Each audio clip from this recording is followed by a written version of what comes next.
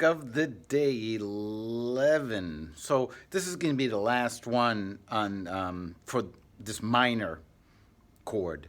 We'll get on to whatever dominant chords or whatever. I haven't decided yet, but this is going to end it. No, so we've gone through a lot of different things. Some simple things, pentatonic scales on the root, the second and the fifth for a minor chord, Dorian ideas, arpeggio ideas, and so I'm finally going to finish up with this crazy thing. Usually these crazy things, when I post them, it's like either people go, what the hell? Or they go, oh yeah, I've been doing that since I was 3.5 years old. So we'll see what happens with this one. It's for me, it's crazy. But anyways, so I'll give you the story behind it here. Basically, I was in New York, and Cheryl Bailey, this fabulous, fabulous guitar player, a source of much inspiration and motivation for me. I don't even quite remember how this whole thing started, but we were talking about giant steps, which musicians like to talk about. And she said, you know, if you don't know anything about giant steps, anyways, it's a Coltrane tune that's based on 3 keys, and they're all a major third apart, right?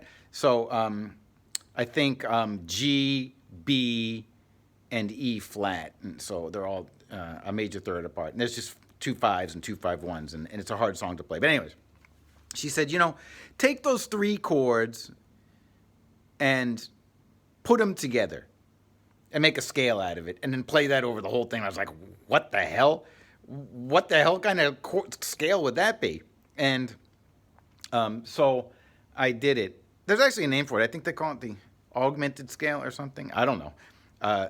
Anyways, it's really complicated. So if you really want to go over the theoretic aspect of this, go to my Patreon and get the PDF, and I'll explain it in full detail there. But anyways, so look, here it is. It's these 3 chords, right? This is a B chord. A third up from that is an E flat chord. And a third up from that is a G chord, right? So we take these and we lay them on their sides, and what happens is you get a scale that looks like this. And it turns into a symmetrical scale, right? And what happens is when you do it this way, the first interval is a flat third. The second interval from that is a flat second above that. So it's just minor thirds and minor ninths going up, and it turns into a 6-note scale. And why does it turn into a 6-note scale? Because some of the notes repeat themselves, and so that's what it turns into. And just play this. It's like a really weird sounding scale, which I personally like. But so I said, well, Cheryl didn't really seem like it was a big deal, but to me it was like really a weird thing. So I said, well, how could you use something like this besides, you know, besides giant steps? And she said, well,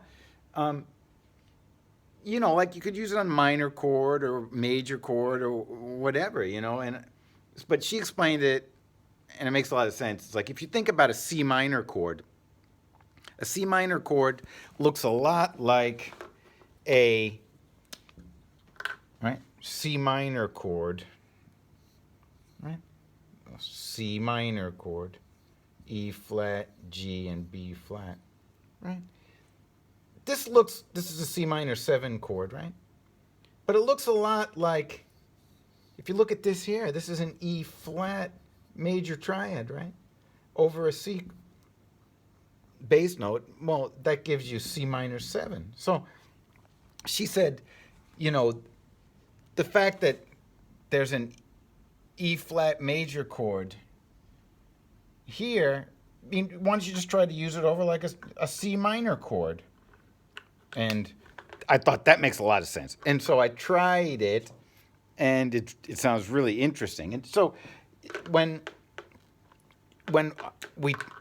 I thought about this a little bit, and I talked with her. She said, well, okay, so look, this over the C note, let's make a big fat C note.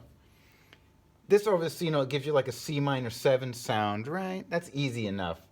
But let's look at the other one. So if you look at this G chord over C minor, this is the 5th.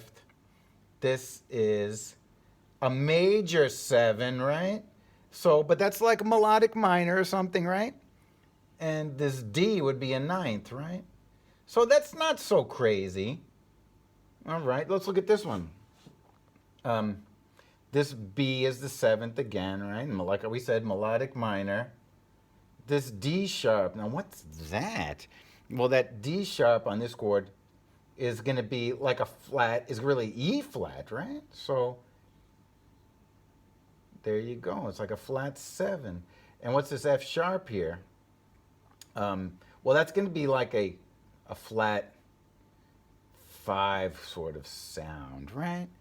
And so, but you know, and she said it this way, so a lot of times with these minor jazz tunes, a lot of players, when they play the final chord, like it ends on a C minor, a lot of guys will play a B over C chord, and that's true.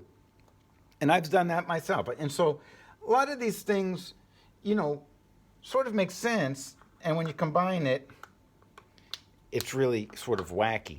But looking at the scale, I harmonized like a bunch of different chords from it, and it turns out that, and I think she told me this too. So basically, none of this is my own thinking. You can also harmonize a G major 7 sharp 5. Sorry, this is not G major. A B major 7 sharp 5. You can harmonize a G major 7 sharp 5, and also an E flat major 7 sharp 5, right? And, you know, I think a lot of players, especially me, like the sound of major 7 sharp 5 arpeggios. It's a real melodic minor sound. So the fact that I could superimpose the 3 of these over a C minor chord is like a miracle to me, because it's such a great sound. And so I'm going to play this and sort of demonstrate it for you. Okay, so just let me put this down. All right, look, so here we go. The first thing I play is just, you know, we're playing from C minor, right? I'm just playing 2 notes of the chord. And then I'm playing a B major 7 sharp 5 arpeggio.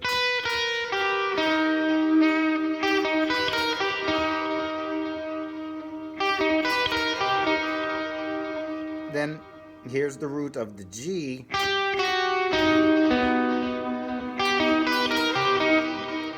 B major 7 sharp 5. G.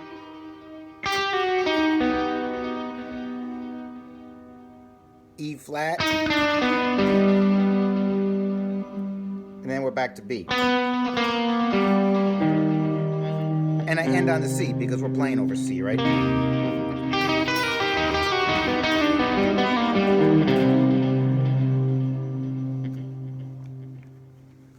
All right, so let me demo this for you.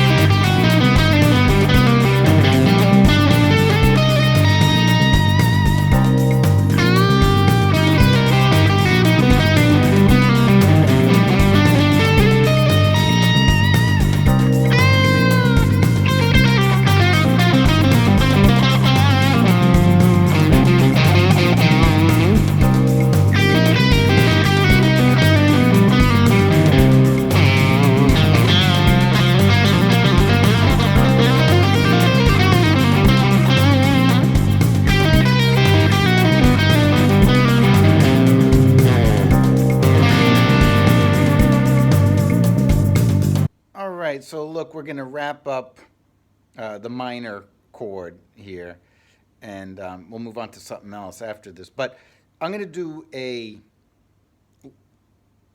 lick of the day 1 through 11 roundup, which I'm going to show you, like I'm just going to sort of combine them in a familiar sort of form and show you how I would use them. You know, it's not all about licks, right?